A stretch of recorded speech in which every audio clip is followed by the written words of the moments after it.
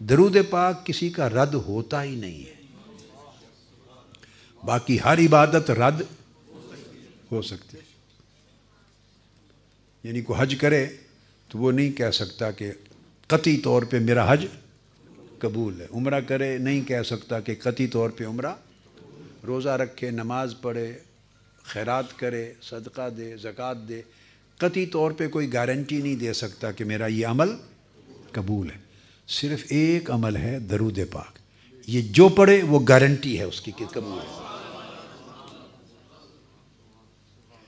اب اس کا راز سمجھنا چاہتے ہیں؟ بولیے۔ بڑا آسان ایک راز بتا دیتا ہوں، باقی اس کے علاوہ بھی بہت بڑے بڑے راز ہیں، بہت راز ہیں، مگر ایک سادہ سا راز جو آپ کو 1 سیکنڈ میں سمجھ آ جائے گا اور بھولے گا نہیں، وہ کیا کہ یہ رد ہوتا ہی نہیں کہ آپ پڑھیں درود پاک، اللہم صلی علی سیدنا مولانا محمد۔ اب پہلے لفظ کیا ہیں؟ پھر اونچی آواز سے پڑھیں، صلی علی سیدنا و مولانا محمد۔ یہ درود پاک شروع ہوتا ہے کہ اے اللہ تو ہمارے آقا و مولا حضرت محمد پہ درود پڑھ۔ یہ درود پاک کے پہلے الفاظ کیا ہیں؟ اللہم، اے اللہ۔ آپ یہ نہیں کہتے کہ میں درود پڑھتا ہوں، کیا آپ یہ نہیں کہتے کہ حضور علیہ السلام پر میں درود پڑھتا ہوں یا ہم درود پڑھ، یہ نہیں کہتے۔ نماز میں کہتے ہیں ایاک نعبد، ہم عبادت کرتے ہیں تیری، نماز میں کہتے ہیں اے اللہ ہم تیری عبادت کرتے ہیں، وہاں ہم ہے، وہاں ہم تیری عبادت کرتے ہیں، نماز میں کہتے ہیں، مگر درود پاک میں اللہ پاک نے آپ کو، میں کو، ہم کو، تم کو، ساروں کو نکال دیا۔ درود پاک میں اللہ تعالیٰ نے میں کو، تو کو، ہم کو، تم کو، سب کو نکال دیا ہے۔ آپ سارے درود پاک میں اول سے آخر تک پڑھے، ایک لفظ بھی ایسا نہیں جس میں میں اور ہم اور تم آئے، ایک لفظ بھی ایسا نہیں جس میں میں آئے۔ تو یہ جو عمل رد ہوتے ہیں وہ رد ہی میں کی وجہ سے ہوتے ہیں۔ آپ سمجھے؟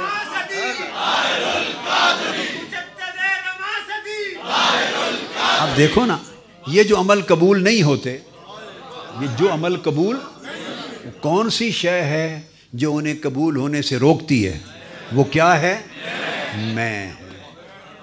میں ہی ایک چیز ہے جو کسی بھی عمل کو قبول ہونے سے روکتی ہے۔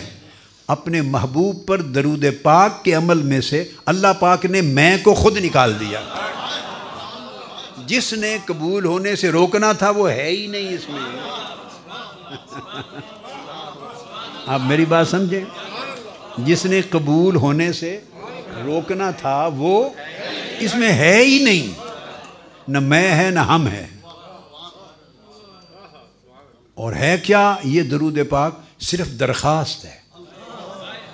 کیا ہے؟ اور درخواست آپ کی اپنی نہیں ہے کہ اللہ تعالیٰ میری دکان بڑھا دے، میرا رزق بڑھا دے، میری تنخواہ بڑھا دے، میرا کاروبار بڑھا دے، مجھے بیٹا دے دے، میرے بیٹی کی شادی کر دے، اولاد دے دے، گھر دے دے، قرض اتار دے۔ یہ اس طرح کی درخواست ہے ہی نہیں، نہ دنیا کی درخواست اور نہ آخرت کی درخواست۔ کیا؟ میری بخشش فرما دے، مجھے گناہ معاف کر دے، مجھے جنت دے دے، مجھے حضور کی شفاعت دے دے، آخرت اچھی کر دے۔ نہ دنیا کی میں، نہ آخرت کی میں دو قسموں کی ہوتی۔ کیا؟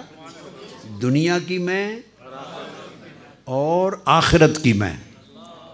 میری دنیا بہتر کر دے، کوئی چیز بھی مانگے تو میری بہتر کر دے، آخرت کی کوئی چیز بھی مانگے تو مجھے معاف کر دے، مجھے بخش دے۔ تو ہر جگہ میں ہے نا۔ اللہ پاک نے دنیا اور آخرت کی دونوں جگہوں سے میں کو نکال دیا۔ اب دعا بھی جو ہے اس میں بھی یہ اللہ پاک نے ربنا آتنا فی الدنیا حسنہ وفی الآخرۃ حسنہ وقنا عذاب النار، اے ہمارے رب ہمیں عطا کر، ربنا آتنا ہمیں دے، دنیا میں بھی اچھائی اور بھلائی اور آخرت میں بھی بھلائی اور اچھائی دے، وقنا اور ہمیں دوزخ کے عذاب سے بچا۔ دیکھیں نا دعاؤں میں بھی میں اور ہم رکھی ہے اللہ نے، ربنا فاغفر لنا، ہمارے رب ہمیں معاف کر دے، ربنا فاغفر لنا ذنوبنا وکفر عنا سیئاتنا وتوفنا مع الابرار، اے اللہ ہمیں معاف فرما دے بڑے گناہ، اے اللہ ہمارے چھوٹے گناہ معاف فرما دے، ہمیں نیکوں میں شامل کر دے۔ یعنی جو بھی دعا لیں اس دعا میں بندہ اپنی درخواست کرتا ہے، میری بات سمجھے، جو دعا اٹھا لیں ہر دعا میں بندہ اپنے لیے مانگتا ہے اللہ سے، اور شروع ہوتا ہے اللہم سے۔ درود پاک ایک ایسی دعا اور درخواست ہے اس میں بندہ اپنے لیے کچھ مانگتا ہی نہیں، اپنے لیے سرے سے مانگتا ہی نہیں ہے، رد کہاں سے ہونی ہے؟ کون سی چیز نامقبول ہوگی؟ اس نے اپنے لیے مانگا ہی کچھ نہیں،